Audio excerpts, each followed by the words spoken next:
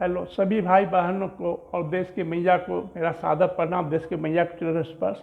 मैं गिरीश कुमार सिंह, एस्ट्रोलॉजर और न्यूरोथेरेपिस्ट। आज का टॉपिक है फटे हुए दूध का पानी अर्थात पनीर।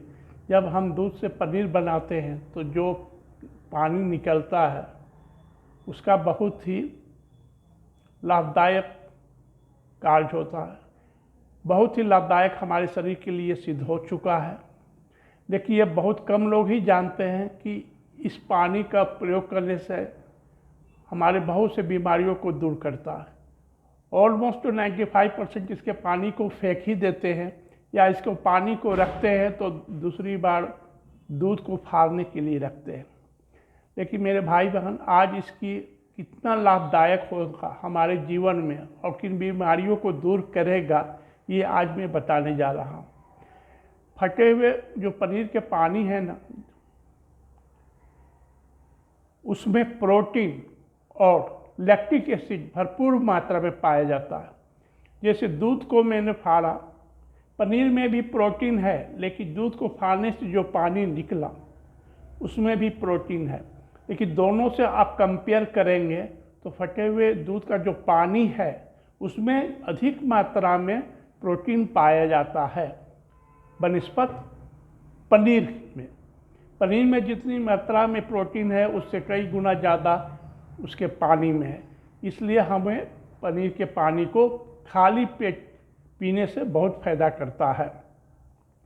फटे हुए दूध को से अगर हम बाल को धोते हैं तो बाल में चमक आती है, इसकी जड़ें बहुत मजबूत हो जाती है, कोई रूसी धूल सब नहीं लगेंगे। एक दिन में कम से कम आप 3 कप पानी इसका पी सकते हैं। नाश्ता या खाने के 1-2 घंटे बाद या खाली पेट अगर इस पानी को पीते हैं तो यह ज़्यादा ही लाभदायक होगा। फटे हुए पानी से अगर आप चेहरा धोते हैं, पूरा रगड़ रगड़ कर मसाज करते हैं तो चेहरा में चमक आएगी और समय जो झुर्रियाँ आती है वो नहीं होगा।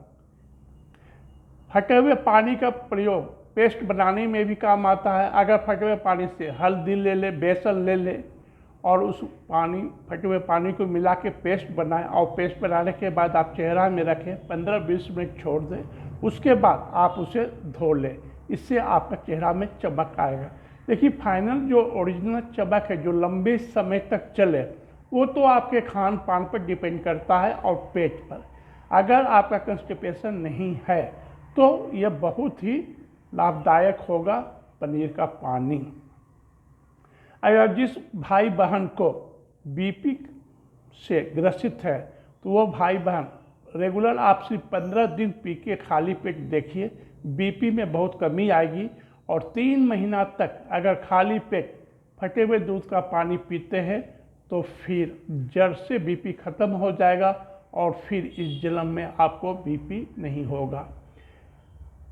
एक चीज़ याद रखिएगा, फटे हुए पनीर का दूध का पानी खाली पेट पीने से ज़्यादा ही लाभ करेगा बनिस्पत लंच या डिनर करने के बाद या ब्रेकफास्ट करने के 1-1.5 घंटा बाद पीते हैं तो। इसलिए आप हमेशा कोशिश करें कि फटे हुए दूध का पानी है खाली पेट सुबह में ही पिए तो बहुत लाभदायक होगा। यह हार्ट अटैक से बचाता है। अब हार्ट अटैक कब होता है? जब हमारे शरीर में कोलेस्ट्रॉल बढ़ जाता है। कोलेस्ट्रॉल जब बढ़ेगा तब बीपी बढ़ेगा। बीपी बढ़ेगा यानी कि हार्ट को ज़्यादा परिश्रम करने की आवश्यकता पड़ जाती है, पंप करने में ज़्यादा शक्ति लगती है, जिससे हार्ट अटैक हो जाता है। तो यह बीपी तो कम करता है। बीपी कम करता है यानी कि कोलेस्ट्रॉल को भी कम करता है। जितना बैड कोलेस्ट्रॉल हो सबको धीरे धीरे ये नष्ट कर जाएगा। तो इस पानी को आप 3 महीने तक रेगुलर सुबह में खाली पेट पीजिए। उसके बाद आप कोलेस्ट्रॉल का आप टेस्ट कराइए और तब देखिए कितने का अंतर आ जाता है। फटे हुए पानी से ब्लड क्लॉथिंग जो होता है वो नहीं होगा। फटे हुए पानी का सबसे महत्वपूर्ण गुण ये है कि यह कैंसर होने से बचाता है। इसलिए सभी भाई बहन से सादर निवेदन ये है कि फटे हुए पानी को कभी भी ना फेंकें। ये मैं इस चीज़ को मैं मानता हूँ कि यह दूध का पानी जो फटा हुआ है डेली तो फटते नहीं है, कोई बनाता नहीं है, लेकिन अगर कभी भी दूध फट जाती है या फाड़ते हैं छेना के लिए तो उस पानी को फेंकें नहीं। क्या उस पानी को फेंकने से अधिकांशतः प्रोटीन तो आप बर्बाद कर दिए, पर पनीर में उतना प्रोटीन नहीं रह जाता है जितना कि दूध के फटे हुए पानी में रहता है। इसलिए सभी भाई बहनों से रिक्वेस्ट है कि इस पानी को गलती से भी न फेंकें। अगर फटे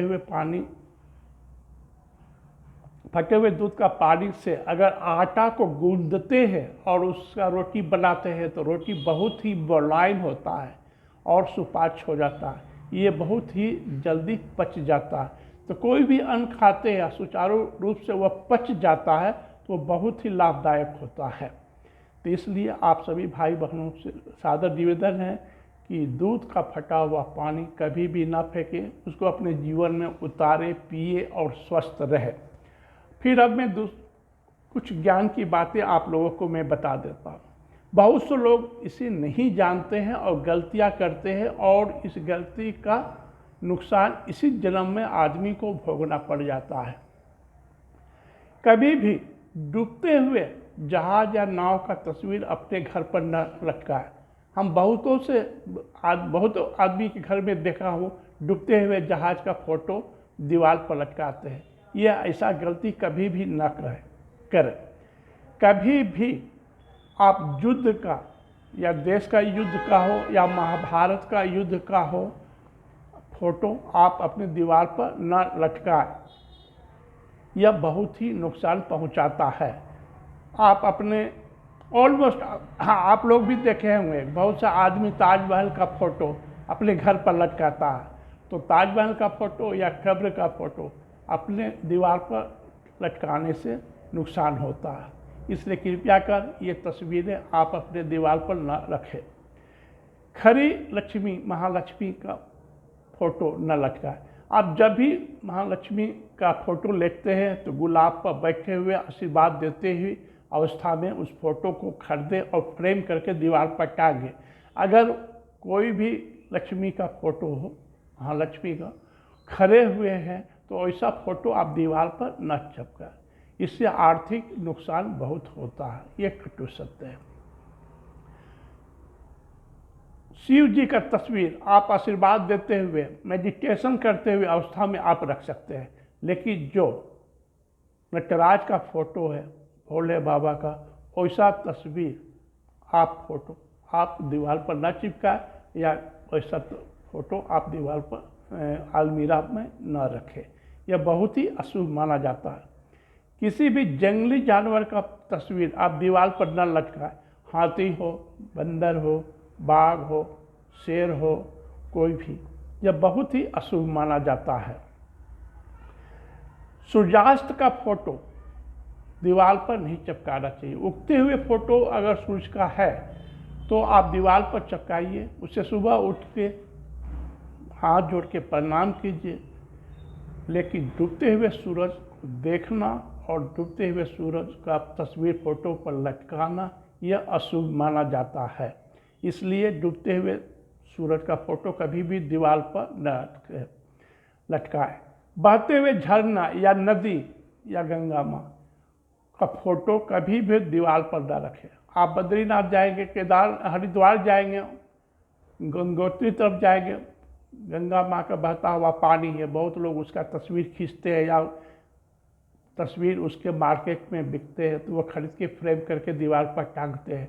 तो कृपया करके वैसा तस्वीर दीवार पर ना टांगें। यह बहुत ही नुकसान पहुंचाता है। इसलिए जो कुछ ये मैं सत्य ज्ञान में बताया हूँ यह कटु सत्य है और इसका साइड इफेक्ट पड़ता ही है, भले इस चीज़ को आप माने या ना माने। ये छोटी छोटी बात से ही आपका हेल्थ प्रॉब्लम और आर्थिक तंगी हो जाती है, जिसको आपको आभास भी नहीं होता है। इसलिए सभी भाई बहन और मैया से सादर निवेदन है, जो चीज़ मैं बताया उसको पालन करें, सुख रहे, स्वस्थ रहे, मुस्कुराते रहे। फिर अब जाते जाते मैं दोबारा कहूँगा, मेरे चैनल को सब्सक्राइब कर दीजिए, शेयर कीजिए, लाइक कीजिए और अंत में आपसे विदा चाहता हूँ। दूसरा वीडियो इसके बाद आएगा। मंत्र जप क्या है, कैसे करना चाहिए, आवाज़ कितनी होनी चाहिए उसका डिटेल्स में बताऊंगा, इसलिए अगला वीडियो आप अवश्य देखें। अगर भगवान में विश्वास करते हैं, आप साधक हैं। सभी देश भाई बहनों को सादर प्रणाम, देश के मैया को चरण स्पर्श। फिर हम दूसरे वीडियो में मिलेंगे। बाय।